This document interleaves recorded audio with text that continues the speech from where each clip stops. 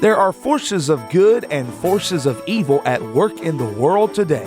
What are these forces? Who is responsible for the good? And who is responsible for the evil? Richard Shoff talks about current events which are rarely discussed by the mainstream media, events that affect us all. This program seeks to identify, to inform, and to equip the believer for what's ahead. Welcome to What in the World is Going On? This is What in the World is Going On. I'm your host, Richard Shoff. The program is sponsored by Lincoln Log Homes. We are pro-Christian, pro-American, pro-life, pro-Second Amendment, and here only by the grace of God. Well, I think probably my favorite North Carolina politician is Mark Meadows, representative from the western part of our state, and I see where he has pointed out this past week that the Russian hoax has brought the whistleblowers out of the woodwork. They're starting to come forward now. He said, we now have one sure indicator that the tide has turned on the Russian hoax and that those involved will be brought to justice. He noted on the Sean Hannity show, which I happened to see, that with AG Barr in office and U.S. Attorney John Durham doing a genuine investigation of the origins of the investigation into the Trump campaign, whistleblowers are coming forward. This only happens when people think that the prosecutions will proceed, that they will be protected if innocent and shown leniency if guilty, and that the only prudent course is to spill their guts. So, people that perhaps were afraid under previous leadership to actually say, well, we knew what was wrong, they're coming forward now. And when we look at intelligence, we know the intelligence community shares a lot of information. What we also know is that the Steele dossier, Christopher Steele, his dossier, well, not only does it have its origin with the Fusion GPS and the Democrat National Committee, but other players that are connected with it, such as Sidney Blumenthal. And they were shopping it to every media outlet that they could possibly get on, and the FBI knew it. Here's the problem. The FBI knew it prior to that first FISA, and here they were using it as credible information for a FISA application. And, as Meadows remarked, I think that's totally wrong. Nunez, who was also on the program with him, said that former FBI agents involved in the text messages should be concerned, as should the dirty operations arm of the Clinton campaign. People need to go to jail. People need to be held accountable. And I believe indictments are on the way, Meadows noted. The biggest scandal in American history is going to be uncovered. I hope so, folks. That's where it all stemmed from. That's where we got our special counsel. That's where we got all the attacks on Trump. They flipped it. They took the spotlight off the Dems and put it on the Republicans falsely. A little bit of history here I want to go over with you. The special, the Inspector General report on Carter Page warrants aims to undermine Christopher Steele. The Justice Department's Inspector General has been scrutinizing the FBI's use of information from the Steele dossier to conduct surveillance on President Trump and, of course, his associates. This from his 2016 presidential campaign, and they're going to release that report any day now. Inspector General Michael Horowitz has been examining the FBI for close to a year, and he's also investigating whether the agency possibly abused the FISA program clear back in October of 16 when it spilled a FISA warrant to surveil Carter Page based in part on information from Christopher Steele. He was the British ex-spy who claimed he was told by sources that Page and other Trump associates were working with Russians to help Trump win the election and boost Trump's businesses. The IG is reportedly focusing on gauging Steele's credibility as a source for the FBI, and the report is going to try and deeply undermine Steele, this according to a source who spoke with Politico. The FISA allows U.S. agencies to secretly intercept a target's communication with court approval. This can even be done on U.S. citizens. While Horowitz is looking into whether FBI official Peter Strzok and his lover Lisa Page, who exchanged anti-Trump text messages while working on the Russian investigation, whether they were guided by politics in their official actions. Trump has all long slammed the dossier as phony and a con job. The dossier was published by BuzzFeed in January of 17 after the election. Steele was being paid for his research by Fusion GPS. That's an opposition research firm that was funded in part by the Clinton campaign and the Democrat National Committee. Now, folks, this is what caused the investigation on Trump, as I just previously noted. This is what started the ball rolling against him with the special counsel. This brought us Robert Mueller and all the attacks that started on Trump. Just another one of the many things to hamper the Trump presidency. Since day one, it's been one thing after another. Well, let's take a look now at some current events that are going on. Back on June 6th, the top commander said, and I'm quoting, "Iran poses imminent threat to U.S. forces in the Middle East." Just 6 days later, 2 oil tankers were hit by mines or something. The top commander of U.S. forces in the Middle East says he believes the Iranians or their proxies may orchestrate an attack at any moment. Now, this is before the attack, folks. This is datelined June 6th. Marine General Frank McKenzie said, and I quote, "I think the threat is imminent." He said this in an exclusive broadcast interview with NBC News in Baghdad. He said, and I quote, "We continue to evaluate our forces' posture in the region," end quote. The U.S. has beefed up its military presence in the region in an effort to deter Iran and protect American forces and allies. Continuing, now remember this was a week before the attack, over the last month the Trump administration announced that it was sending an aircraft carrier strike group and an Air Force bombers into the Middle East, as well as Patriot missiles and additional troops. This all amid heightened concerns of an Iranian attack. McKenzie stressed that tensions remain high. "I don't actually believe the threat has diminished," McKenzie said after holding a series of meetings with the Iraq Prime Minister and Defense Chief. His quote, "I believe the threat is very real." The Iranian probe for weakness all the time, he noted. "I would say the threat has probably evolved in certain ways, even as our defensive postures changed and become more aggressive. And we certainly thank you, our Iraqi partners, for the many things that you're doing. I think we're still in the period of what I would call tactical warning," he said. "The threat is very real." McKenzie declined to go into specifics into the nature of the threats. That was 6 days exactly before the attack on the tankers. Among the specific threats the U.S. military is now tracking, he said, are possible missile attacks by Iranians on small ships in the Persian Gulf and region, attacks in Iraq by Iranian-trained Shiite militia groups, and attacks against U.S. ships and against Saudi Arabia by the rebels down in Yemen. Well, sure enough, what happens? We get an attack on 2 tankers. Now, I want to point out to you that there's 2 different thoughts out there that are pretty prominent right now. One is just the obvious one, that the Iranians did it.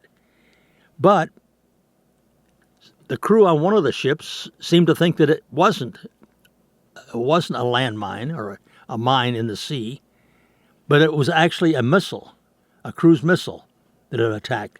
But, of course, that could have come from the Iranians. They would be the most obvious ones.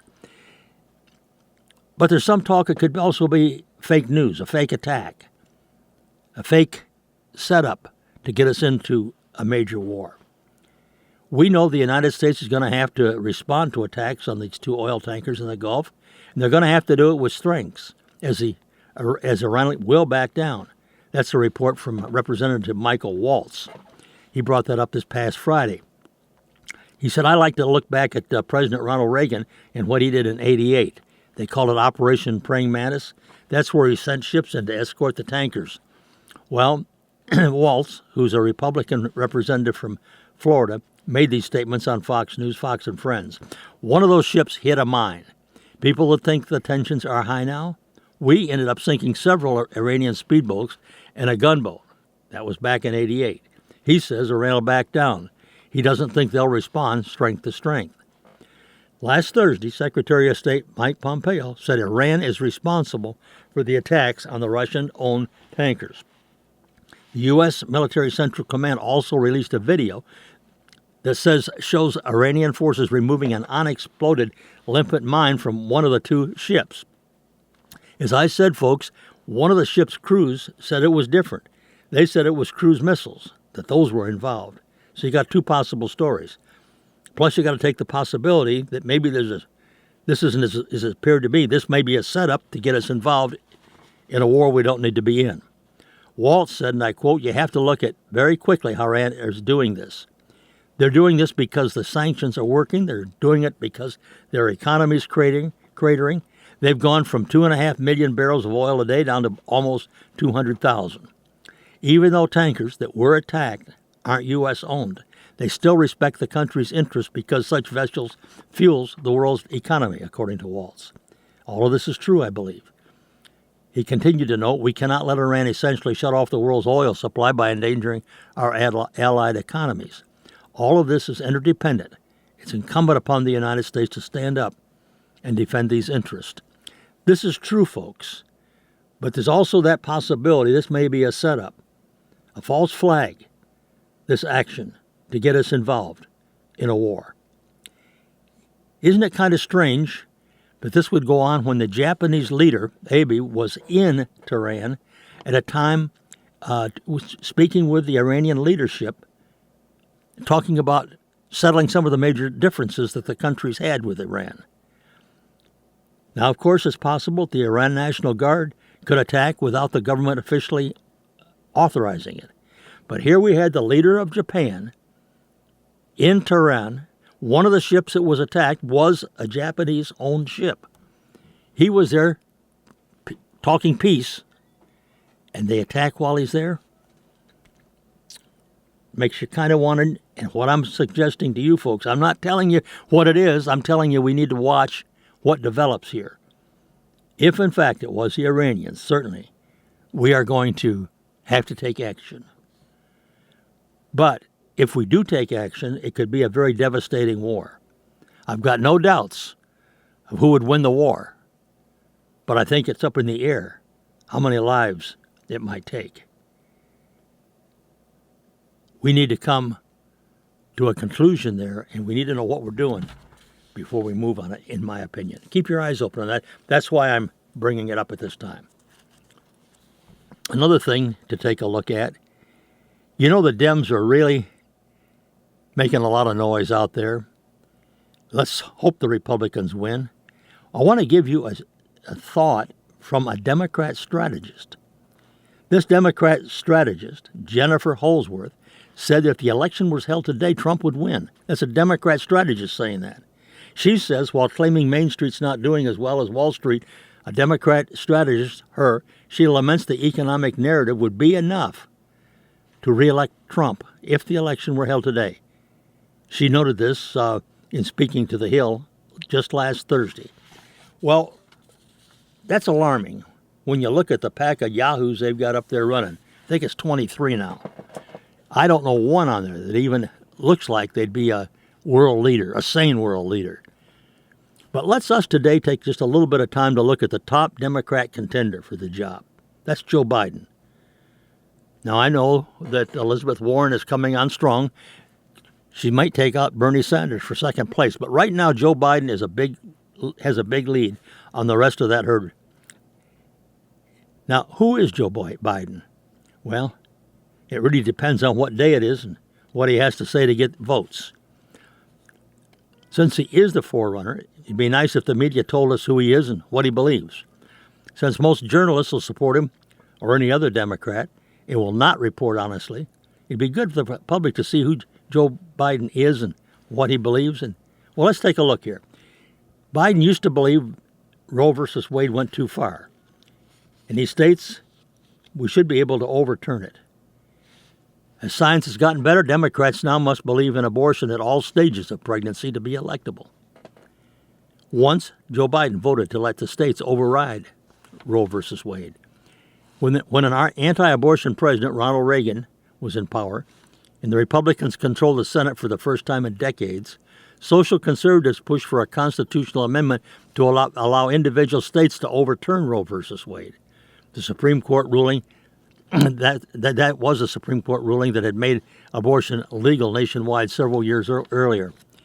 The amendment, which the National Abortion Rights Action League called the most devastating attack yet on abortion rights, cleared a key hurdle in the Senate Judiciary Committee on March 1982. Support came not only from Republicans, but from a then 39-year-old second-term Democrat named Joseph Biden Jr.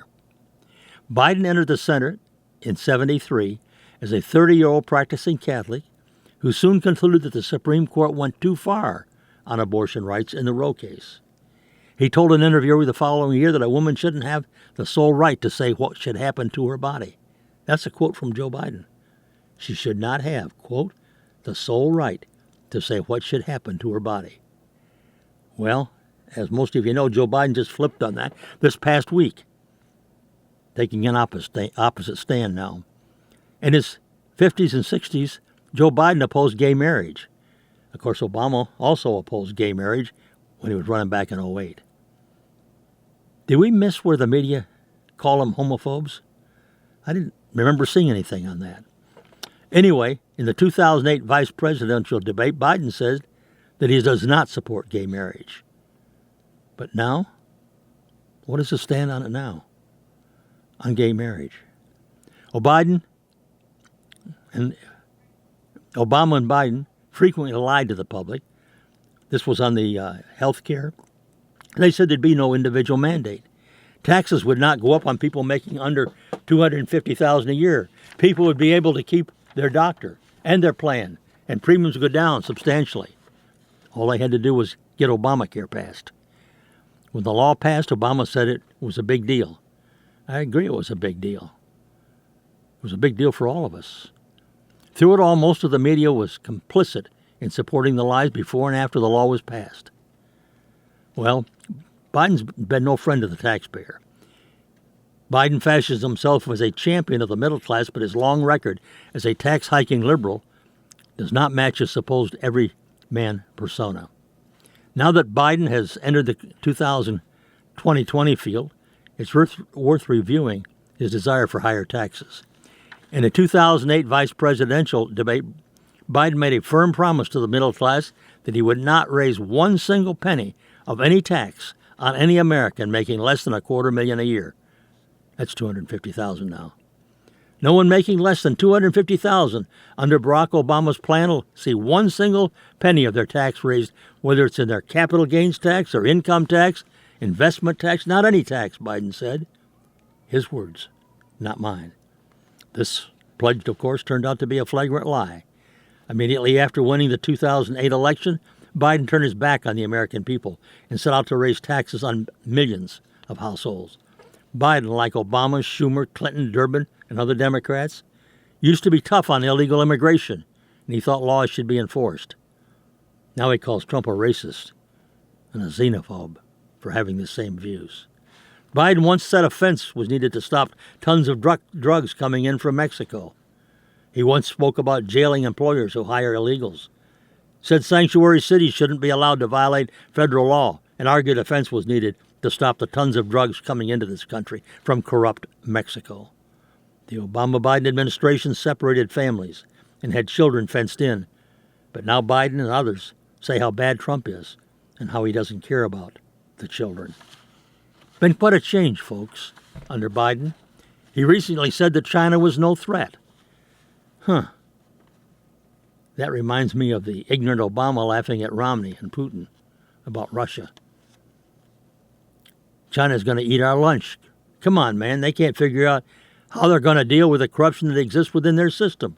That's a quote from Biden. He noted they're not bad, folks. Well, guess what? They're not. Competition for us. Another quote. But where are we now, Joe? What's the real situation? When the Biden administration refused requests from Ukraine for defensive weapons to protect itself from tyrant Russia, Biden threatened to withhold funds from Ukraine if a prosecutor who was investigating his son's firm wasn't fired. And he was. 2 years after leaving office, Joe Biden couldn't resist the temptation last year to brag to an audience of foreign policy specialists about the time as vice president that he strong-armed Ukraine into firing its top prosecutor. That's right. You know, Robert Gates said back in 2015, and he confirmed his viewpoint, that Biden has been wrong on virtually every foreign policy decision over the decades. Could there be any policy dumber than giving a country that pledges death to American and sponsors terrorism throughout the whole world hundreds of billions of dollars? Yeah, U.S. dollars in cash. Look at the Obama-Biden administration. Biden has frequently lied about his academic record and certainly implies or states that he has blue-collar roots along with plagiarizing speech. Biden once got in trouble for plagiarizing speech and inflating his academic record, so it's not going to surprise you to find that his famous working-class background turns out to be mythical. This is the Joe Biden that's now leading the Democrat contenders for president. I think we, the voters, can count on Biden along with other Democrats on moving us steadily towards socialism. How will the media present Biden to the public? He'll be presented as a moderate, a principled leader who's as qualified as any president ever could be. No matter what he has said, or no matter what he has done, he will be supported just as Hillary was. Just as the media did in 2008, there'll be little investigation or attacks on Democrats while they continually attack Republicans as they did McCain and Palin in 2008. No one should believe that Trump caused the media to divide the country. They've been doing it for a long time, folks. Don't think it'll make much difference. Right now it's Biden that we can look at. But the media will support whoever runs against Trump. We're watching a rather sad movie on the rewriting of Joe Biden's resume. Once upon a time, he said some interesting things about Anita Hill, immigration chaos, and late-term abortion.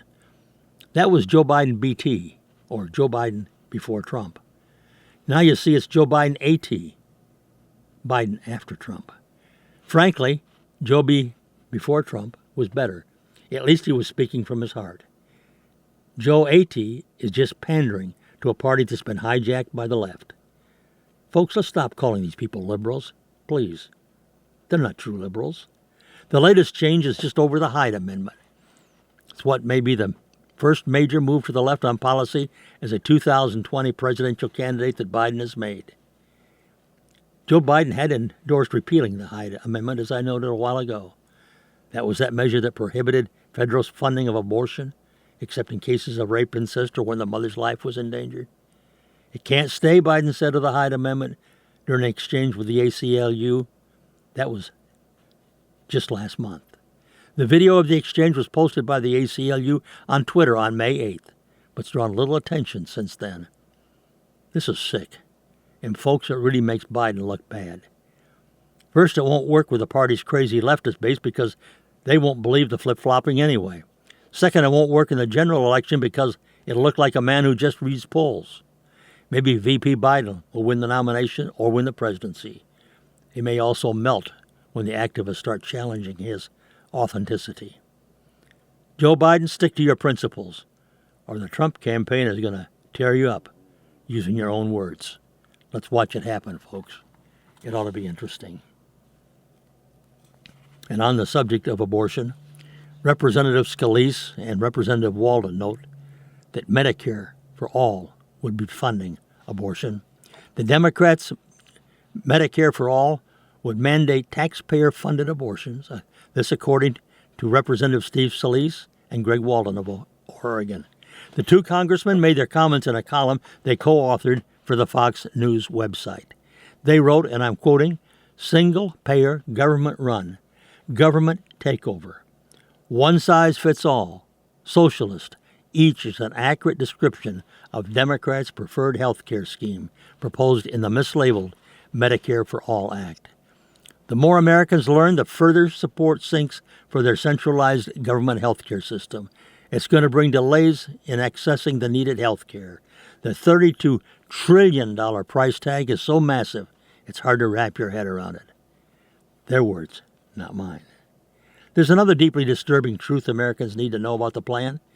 Folks, it would mandate taxpayer-funded abortions on demand and force healthcare professionals to perform these abortions.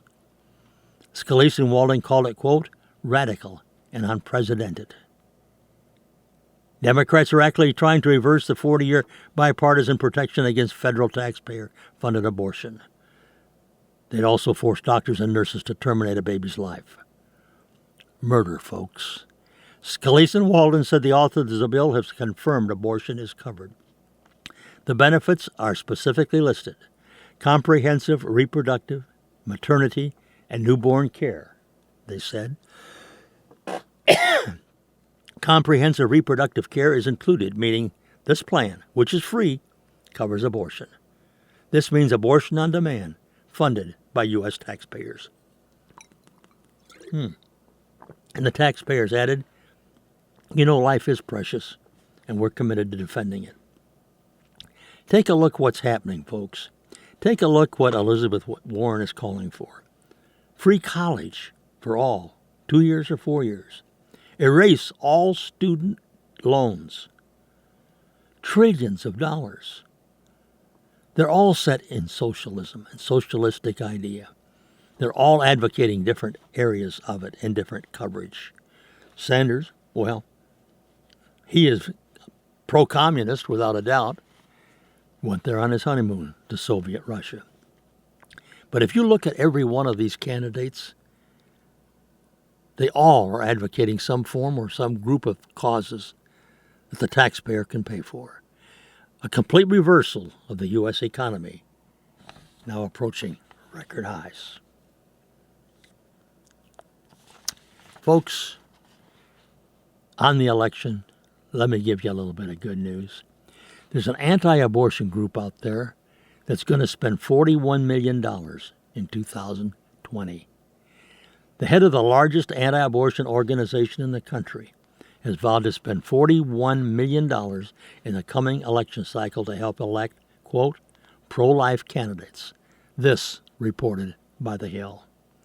Susan B. Anthony List President Marjorie Dunnenfelser said her group will, quote, work closely with our local allies on the most ambitious pro-life legislation agenda in history to aggressively challenge, erode, and finally overturn Roe v.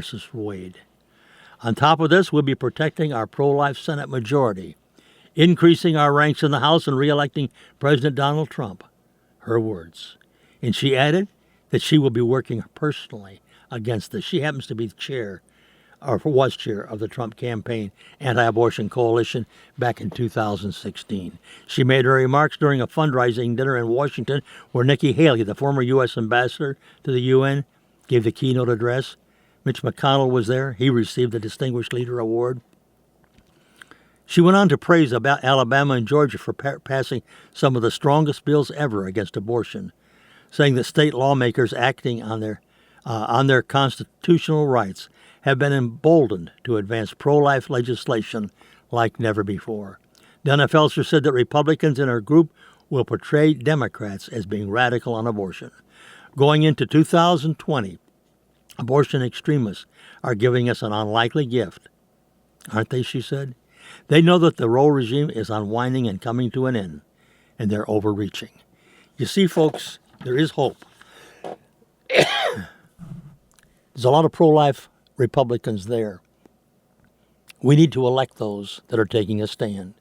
And when we've got open rhinos and we've got a good conservative running against them, we need to support those conservatives in the upcoming primaries. Now, as I mentioned last week, when it gets down to a Democrat or a Republican, we're going to have to swallow sometimes what we may not like. We're going to have to take lesser of two evils. We've got to avoid the Senate being handed to Chuck Schumer and his pack of liberals. That's what we'll get if we do too much squabbling. In the primaries, vote your conscience. We've got a right to. Support, contact them, give them money, knock on doors, help primary any rhinos that you see running. We may have that opportunity here in North Carolina. But when it gets down to the nitty-gritty, when it's Democrat versus Republican, take a look at those 23 presidential candidates. Is that what you want in the White House? Is that what you want determining our fate as Americans? Is that what you want to overthrow our democracy, our republic? Our country, our president, as never before, needs your prayers and my prayers. Let's be on bended knee in the upcoming days, weeks, and months. The fate of America, the America we know, the republic we have, is at stake. Goodbye until next week.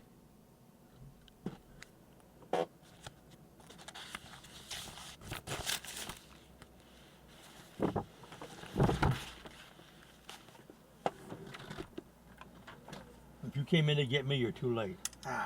I'm already done. I heard you wrap it up. Okay.